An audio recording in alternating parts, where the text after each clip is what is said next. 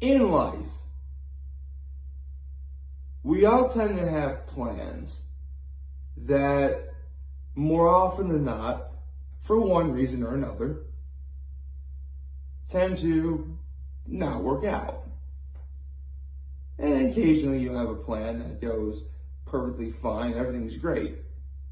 But again, more often than not, it goes south. And it can be so much so that it's to the point where you really have no idea what to do.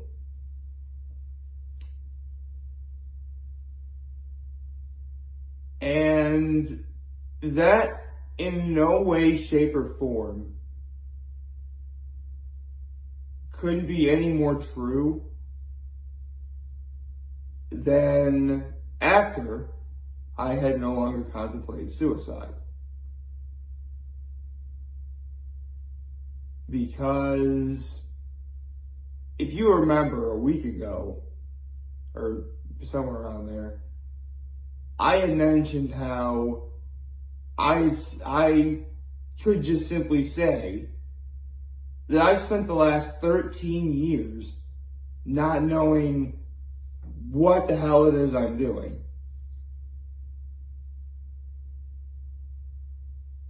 And that couldn't be any more true than back when I was in college. Because I can assure you that when I was in college, I was not a very good student. No. And I want to preface this by saying, for the most part, when I was in college, I knew that I was there to obtain a higher education. And of course, on paper, no pun intended, I really did try and do a good job there. You know, I made sure I got up and got to all my classes on time, ready to go. And I completed all the work I needed to get the work done, and therefore, try and do well in class. For me, where things really, really got bad for me, to the point where I was in a constant state of worry and struggle every day I was in college, was the fact that since, if you remember, I don't like to read or waste my time. I always felt that reading was the most boring, uninteresting thing that a person could ever do. In full disclosure, I haven't even read the Harry Potter books. That's how much I don't like to read. Especially when the movies are that good anyway. So when it came time to taking, quizzes or tests, that's where I really fell flat on my face. I mean, at least twice, I really was on the verge of getting kicked out of Gettysburg College. In fact, my economics class, I had to withdraw after failing 2 exams. That's how bad it was.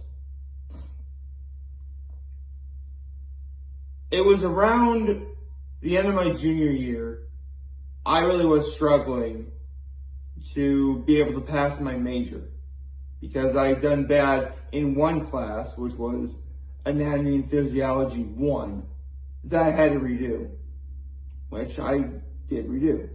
So, I say I wasn't a very good student. I didn't have to repeat a year or anything.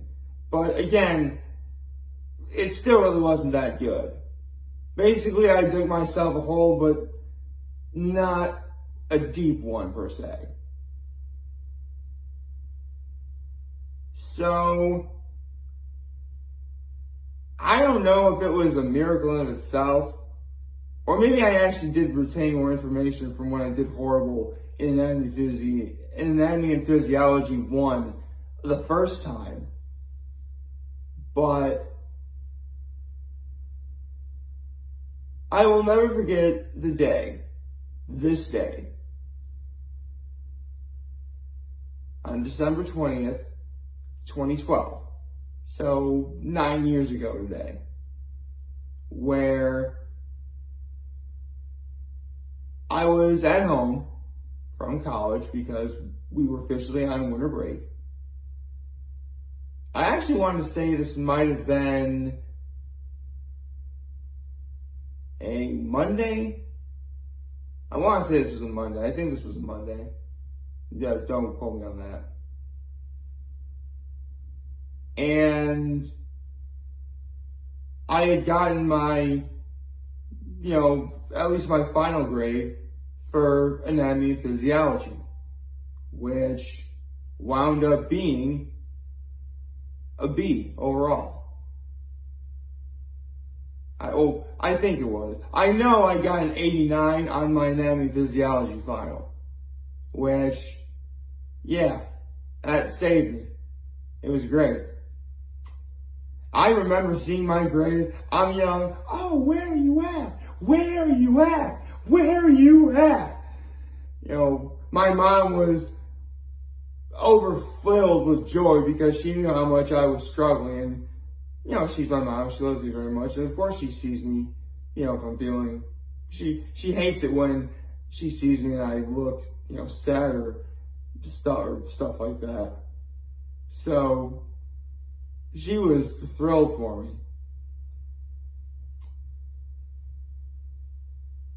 And then what happened next completely shocked me. And not in a good way. After I've gotten over contemplating suicide, since then there have been two things that I truly have noticed in life. The first is what I mentioned before, that we all have plans, and more often than not, they tend to fall flat. Again, I had planned on committing suicide, but at this point, you know what wound up happening, right? Again, completely south. The other thing I have learned is that while it may not be on a consistent level, it really does feel like for every one good thing that happens in life, there's always something bad to counteract that. And I say it's not on a consistent basis because sometimes, you know what? The best example I can think of this is when two people get married. That's easily the best thing that ever happens. And the worst thing that does happen is, death finally does them part. And that could take a long time. And that takes a long time, hopefully, for that to happen. In this case, though, this was not instantaneous, but it happened within 15 minutes.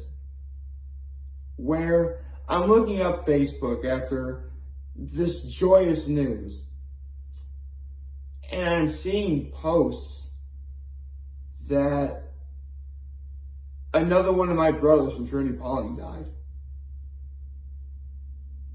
His name was Sean Bertanza. I'm reading these posts and I'm like, this can't be real. This cannot possibly be real. Like, maybe I wasn't on Facebook and maybe I somehow found my way on one of those crazy fake news sites that, tend to fake celebrities' deaths or something. But no. I was legitimately on Facebook and I had seen real live posts of some of my other brothers from Trinity Pauling posting how, yes indeed, Sean Bertanza had in fact passed away. And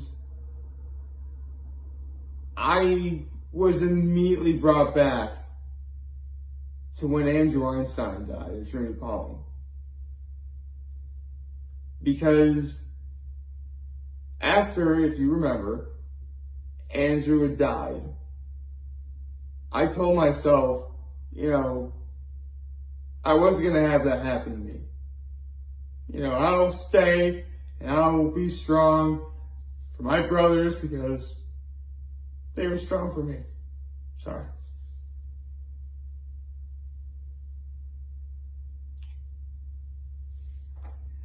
And it had never even occurred to me. It should have occurred to me, I should say. I mean, I said this before.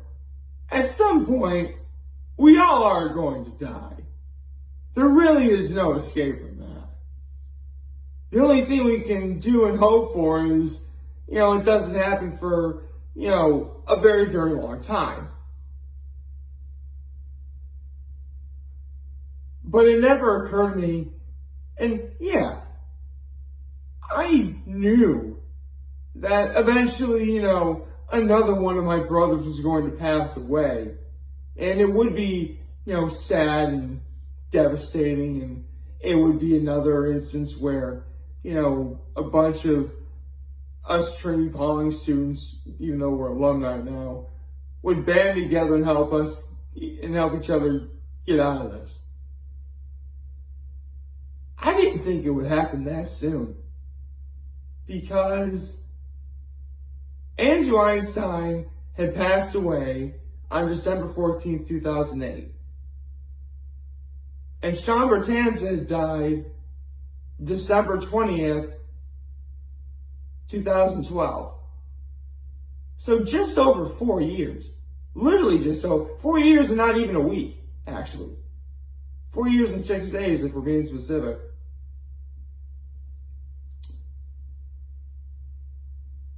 And I just couldn't believe it.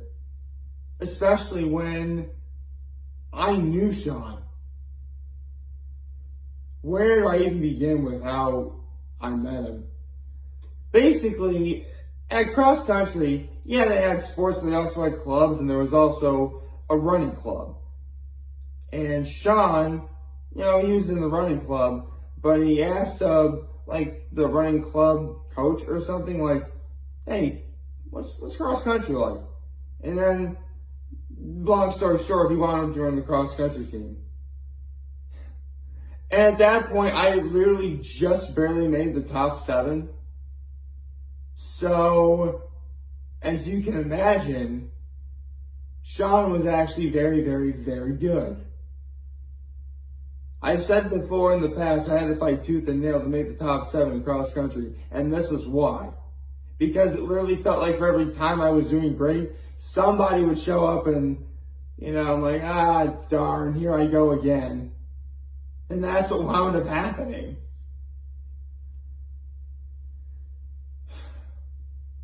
Sean Bertanza was at Trinity Pauling to be a basketball player. And he was a very, very good basketball player. In fact, I had seen 2 individuals prior to this from Horseheads who were the best shooting guards I had ever seen. And I say this on you, Sean Bertanza would give them both a run for their money. I agree. I want to say, I think Sean Bertanza was a shooting guard. And remember, my basketball terminology really isn't as good as football, obviously. But I do know what the positions are, and Sean Bertanza was a shooting guard.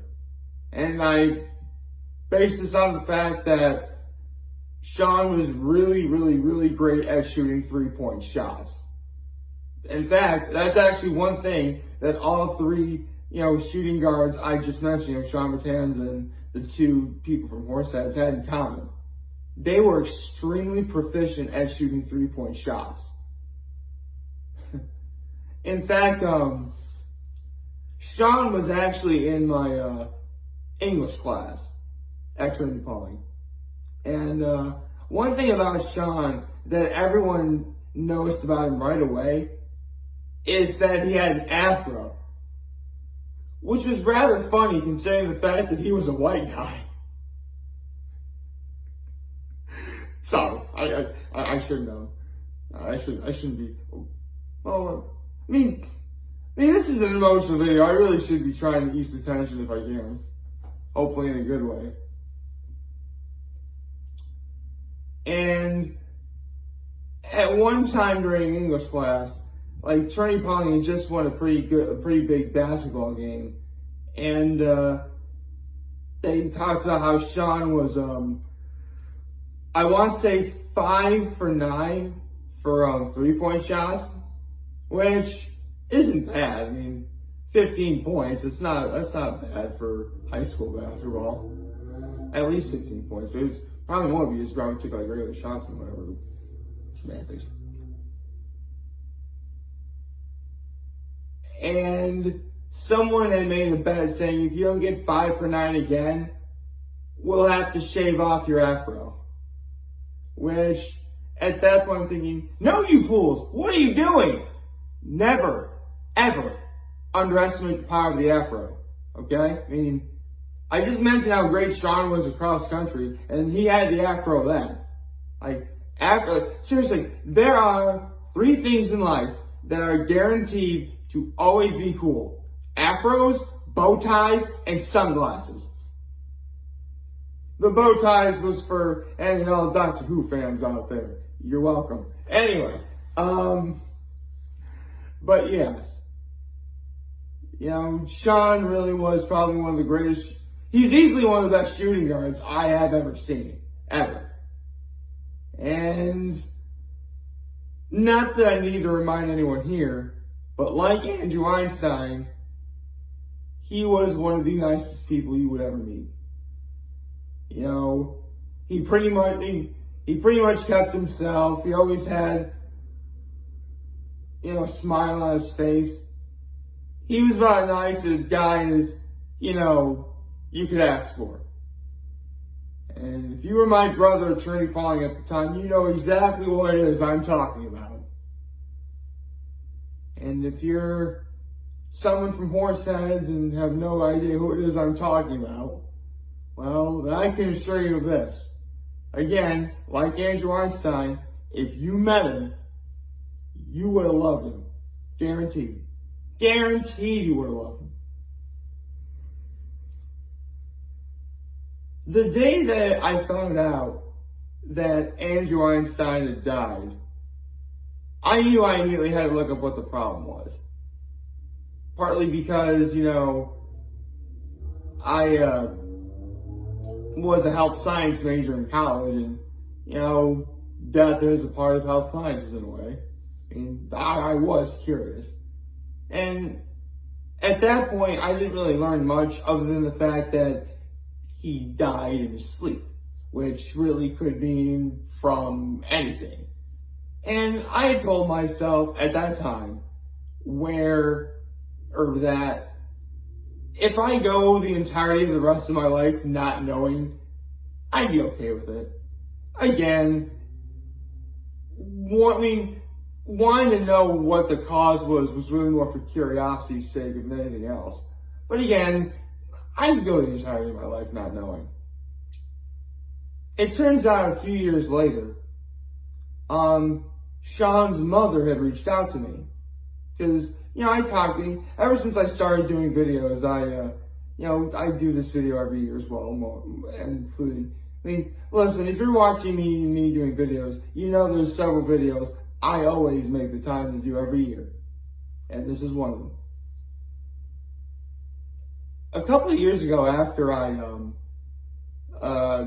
did this video, Sean's mother reached out to me, and she had told me that Andrew's cause of death, Sean's cause of death, I'm sorry, wrong person. I can't help it, both, no offense, but it happened within a week of each other, technically. Well, really, 4 years in a week, but again, the dates are within a week of each other, sort of. And she had told me that Sean had passed away because all his life he had a condition called Wolff-Parkinson's White syndrome. Basically, it's been a while since I looked up what this is, But the main thing that pertained to Sean was that he always had a particularly weak heartbeat, which honestly, you never would have known. Never would have even known with how great he was at doing stuff like cross-country basketball. But that's what it wound up being. And I mentioned how he died in his sleep. Basically, while he was asleep, his heart had simply given out. Nothing more to it. Which, I mean, yeah, I'm glad. And you know, if anything, this is a way to spread awareness of Wolff Parkinson's White syndrome. So, you know, there are facilities that help out with all kinds of diseases. So, helping out with Wolff Parkinson's White syndrome, I'm sure there's like an agency or foundation that, you know, helps with that stuff. So you should go and support them. Yeah, you should. But in a way, it really does go to show that upon first glance, you wouldn't think any of the whys were about people. At least in terms of what's going on the inside. And I can definitely relate to that. Because as you remember a week ago, for many years, it was believed that I was on the autism spectrum. Now remember, as of August of 2020, what I really have is a combination of depression and pragmatic communication disorder. But until then, regardless of whether or not I believed it, and you better believe I didn't believe it, I was on the autism spectrum, specifically Asperger's. And I would have done anything I could to make sure no one knew. Anything.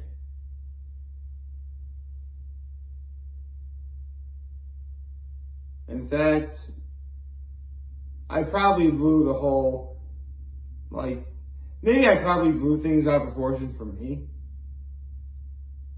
But I would have just rather have everyone who thought or knew about that, you know, hopefully after many years, you know, forget it. And that's why, you know, I can move on. And I had mentioned how, you know, I get to say stuff like, you know, I ran 4 marathons and rode 4 100-mile bike rides for charity. And yes, I know I kind of use that a lot, but if you know how, I mean, if you're in the know, you know exactly how difficult those things are to do. Trust me. You know, seriously, running a marathon is very hard to do. Okay, I want to stress that. And you know, I got to live to say that I became an uncle to 3 beautiful boys who I love very, very much. Your Uncle Nick loves you, boys. In case you're watching, your Uncle Nick loves you. But I can also tell you that a lot of bad stuff happened, and the passing of Sean Bertanza was nothing short of tragic. It really put my life into perspective as to I have to do everything I can, you know, to not bring myself back to where I once was. Because twice now I have seen my brothers pass away. Actually, several other times before too. But what makes the passings of both Andrew Einstein and Sean Bertanza so devastating for me, whether I realize it or not, and this is actually a relatively grim fact. I mentioned how after fighting tooth and nail, I did finally make the top 7 in cross country. There were 3 PGs, or postgraduates, who had made the top 7 on training Paul's cross country. And there were other postgraduates too, but 3 of them made the top 7, including myself. The other 2, Sean Bertanza and Andrew Einstein. Yes.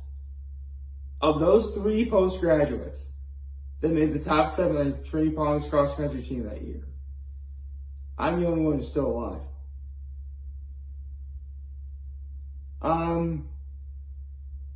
If anyone out there wants to, form like some sort of protective, barrier around me to shield death, that would be lovely. Thank you. I would appreciate that.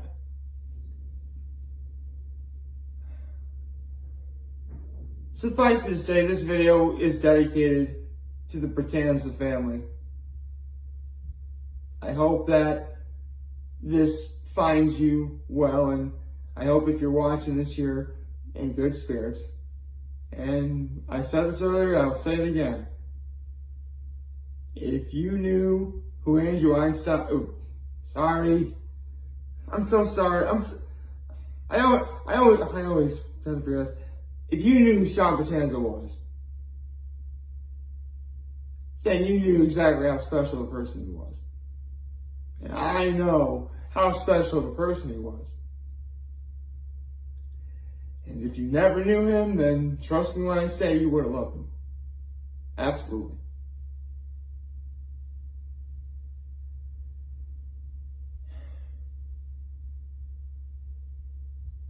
I'll be doing the final thoughts on this whole, why I'm still here series, because it's just part 3 of that Why I'm Still Here series. But I want to preface it by saying, in spite of everything I talked about so far, there really are a few things I do need to bring up. And again, I'll have tomorrow to do that. But for now, I want to iterate that for the Bertanza family,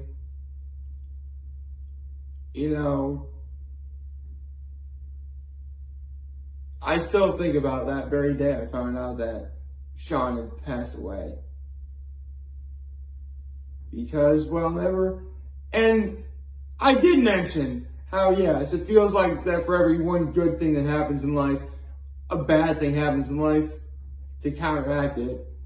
And again, it's not really what you would consider consistent, but, again, sometimes it happens within 10, 15 minutes, like for me, and other times it happens a long time down the road from then. But one good thing actually did come from that day, outside of, how I learned that I did pass, Anatomy and Physiology 1. Shortly after I heard this news, I had to post something on Facebook. And I did. And I talked about how, when I graduated from Trinity Poly, it was one of the most proud things I ever did in life. And I got to walk down that graduation aisle and earn my diploma with, at the time, 88 other individuals. Of course, now it would be, 87, because again, Sean passed away. And I proceeded to talk about all the fun memories I had with Sean. How him being great at sports was a combination of his grit and afro power. How he was always very nice. He was a great three-point shooter in basketball, all that stuff. Eventually, one of my brothers had reached out to me. But what made this so incredibly special is that it was someone I never thought I'd see or hear from ever again. Because if there's one thing you need to know about being at prep school, really at any place, eventually it gets to the point where a lot of us can't really stand each other anymore, to the point where if something sets anything off, there's bound to be a falling out. And this one particular brother who had reached out to me, we both had a falling out. And he reached out to me. And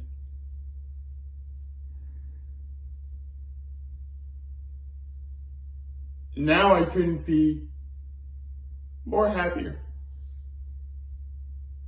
that I consider this person a very dear friend.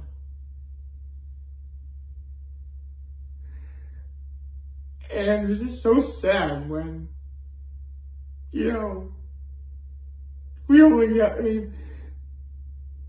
that we only came together and, made up and moved on from what happened because of this, because of Sean's passing.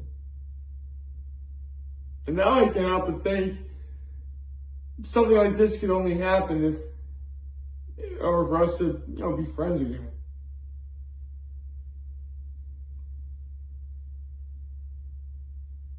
I mean, I'm sure something would have happened where we both would have made up.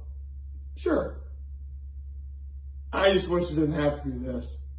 I just wish it wasn't this.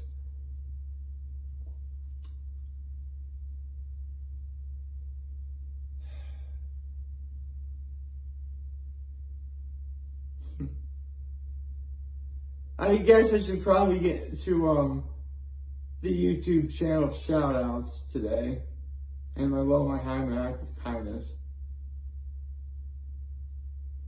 and my NFL picks. But I know that the Browns and Raiders are playing today. I forget who else is playing.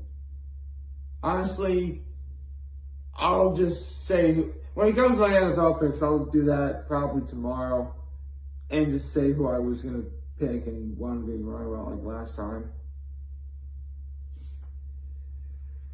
Also, my YouTube channel shout-outs, I'll put a link in the description down below because honestly, I don't really feel like giving that away. Here's the thing, it's a channel I watch a lot, but, it kind of really wouldn't go with here's the thing, I'll give it away. It's, Guga Foods and Sous, Vide everything. You should watch Guga. Guga's the man. Okay, I got that out of the way. I guess that now all I can do is talk about my low, my high, my act of kindness. I guess my low is the fact that yesterday I just missed being able to play with my nephews. I, just missed them as they were leaving. Darn it. My high was I was able to have a lovely, eating with my family. We had breakfast for dinner. My mom made pancakes, eggs, bacon, and sausage. It was very good. And my act of kindness was I helped set the table before we had dinner. So there you go.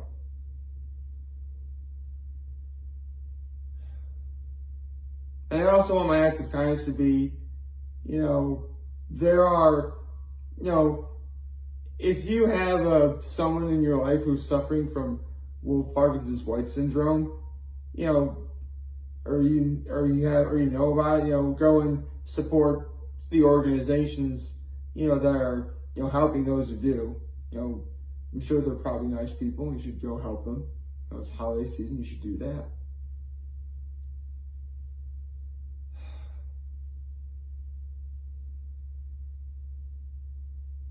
These videos always get so emotional for me.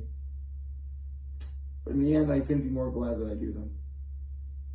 So, be sure to check out what I do, like and subscribe. And much like on Monday, Tuesday, and Wednesday of last week, and pretty much every day I do this, for the last 1,450 days now, I am beyond humble that I was able to share this video with all of you today, and share my thoughts with all of you today.